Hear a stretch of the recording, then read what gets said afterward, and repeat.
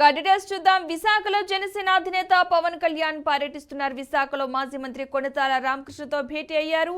విశాఖపట్నం వెళ్లిన పవన్ కళ్యాణ్ కొణతాల ఇంటికి వెళ్లి ఆయనతో భేటీ అయ్యారు. ఈ సందర్భంగా పవన్ కళ్యాణ్ కొణతాల సోదరుడు రఘునాథ్ కుటుంబ సభ్యులు సాదరంగా స్వాగతం పలికారు. అనంతరం సుమారు 50 నిమిషాల పాటు పవన్ కళ్యాణ్ కొణతాల రామకృష్ణ భేటీ అయ్యారు. వీరి భేటీలో అనేక అంశాలు ప్రస్తావనకు వచ్చినట్లుగా తెలుస్తోంది. మరోవైపు ఇటీవలే జనసేనలో చేరిన కొణతాల రామకృష్ణ ఆ తర్వాత ఆ పార్టీ కార్యక్రమాలకు దూరంగా ఉంటున్నారు. ఈ నేపథ్యంలో కొణతాల అలీగార్ అనే ప్రచారం కూడా జరిగింది.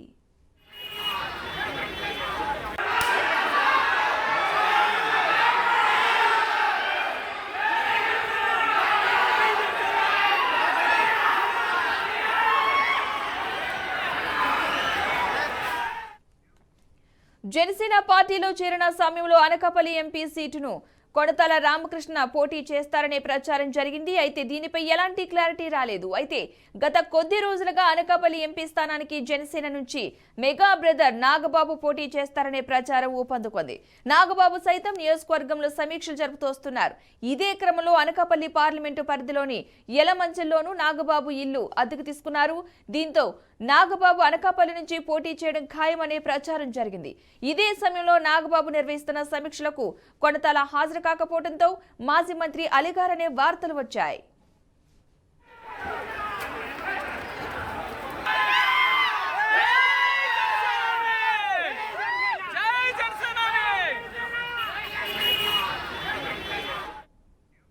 ఇక ఈ నేపథ్యంలో విశాఖకు వచ్చిన పవన్ కళ్యాణ్ కొణతాల రామకృష్ణతో భేటీ అయ్యారు. మరోవైపు ఉత్తరాంధ్ర అభివృద్ధి గురించి రాబోయే ఎన్నికల్లో ఎలా వెళ్లాలి అనే అంశంపై చర్చించామని భేటీ అనంతరం కొణతాల రామకృష్ణ తెలిపారు. పొత్తులో భాగంగా ఏ పార్టీలో ఎవరికి సీటు ఇవ్వాలనేది అధిష్టానమే నిర్ణయిస్తుందని స్పష్టం చేశారు.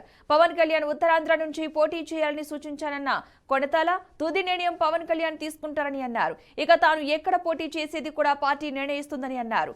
బిజీగా ఉండటం వల్లనే నాగబాబు పర్యటనలో పాల్గొనలేకపోయానని వెల్లడించారు.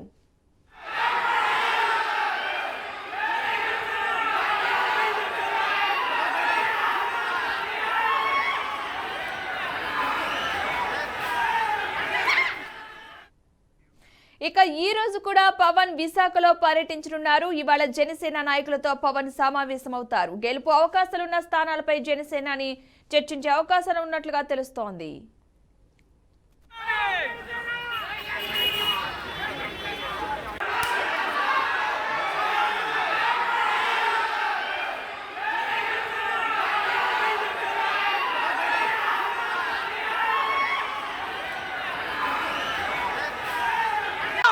అలాగే భవిష్యత్తులో పార్టీ నిర్మాణం పైన, ఎన్నికల పైన,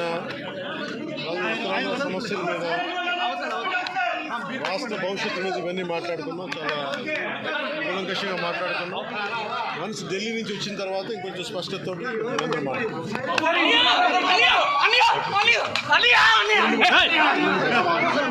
ప్రస్తుతానికి అయితే ఇంకా నిర్ణయం తీసుకోలేదు. త్వరలో నిర్ణయం ప్రకటిస్తారు. నేనైతే ఇన్వైట్ చేయడం జరిగింది. ఉత్తరాంధ్ర దత్త తీసుకోమన్నా, ఉత్తరాంధ్ర నుంచి పోటీ చేస్తే చాలా మంచిది. ఎక్కడి నుంచి అన్నది అది అది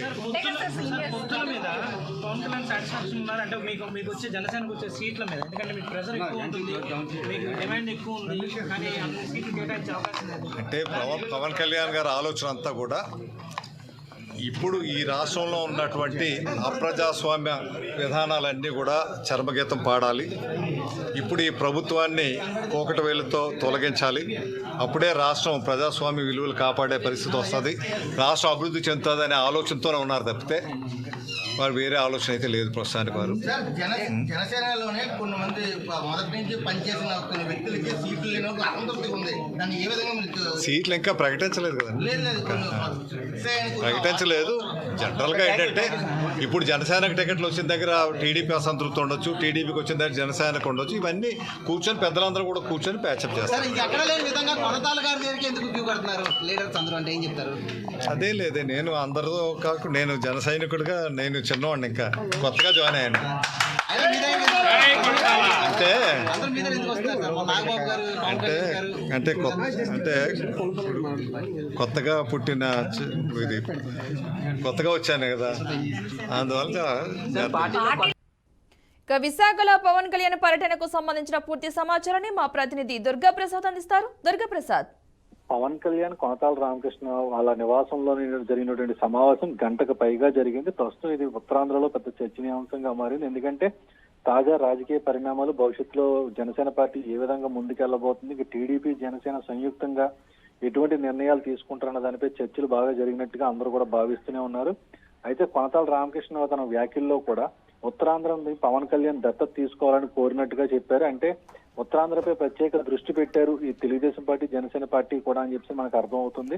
అయితే ఏ ప్రాంతం నుంచి ఆయన పోటీ చేయాలనేది మాత్రం స్పష్టత ఇవ్వలేదు. ఎందుకంటే అది వాళ్ళిద్దరూ ఏకాంతంగా మాట్లాడుతున్నారు కాబట్టి దానిపై ఇంకా క్లారిటీ మాత్రం పూర్తిగా ఇవ్వట్లేదు.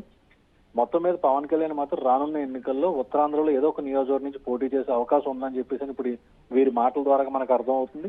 అయితే ఈ యొక్క సమావేశం కూడా కేవలం మర్యాద పూర్వకంగానే కొనతాల రామకృష్ణ కలిసేందుకు వచ్చని చెప్పి పవన్ కళ్యాణ్ చెప్పినప్పటికీ కూడా ఇందులో చాలా రాజకీయంగా కూడా ఆలోచించాల్సిన అవసరం ఉంది. ఎందుకంటే ఇప్పుడు భవిష్యత్తులోని తీసుకుపోయే నిర్ణయాలన్నీ కూడా ఇప్పుడు ఉత్తరాంధ్ర కీలకంగానే అన్ని జరగబోతున్నాయని చెప్పేసి ఒక స్పష్టత అయితే మనకు కనిపిస్తూనే ఉంది. అయితే పవన్ కళ్యాణ్ ఇప్పుడు ఢిల్లీ వెళ్ళిన తర్వాత బీజేపీతో జరిగిన చర్చల తర్వాత మరిన్ని ఆసక్తికర విషయాలు ఇంకా బయటకు వచ్చే అవకాశం ఉందని కూడా పలువురు భావించడం కూడా. అయితే ఇప్పుడు పవన్ కళ్యాణ్ ఎక్కడి నుంచి పోటీ చేస్తారన్నది మాత్రం ఇప్పుడు మొత్తం అంతా సర్వత్రా ఉత్కంఠగా ఎదురు చూస్తుంది. మొత్తం మీద ఈ రోజు కూడా కొంత ముఖ్య నాయకులతో సమావేశాలు జరగబోతున్నాయి. అయితే వాళ్ళకి సీట్లు వస్తాయా లేదా రాదా అన్నది కూడా ఇప్పుడు ఆ పార్టీ నేతల్లో మాత్రం పూర్తిగా ఆసక్తిగా ఉంది. Right, thank you Durga Prasad.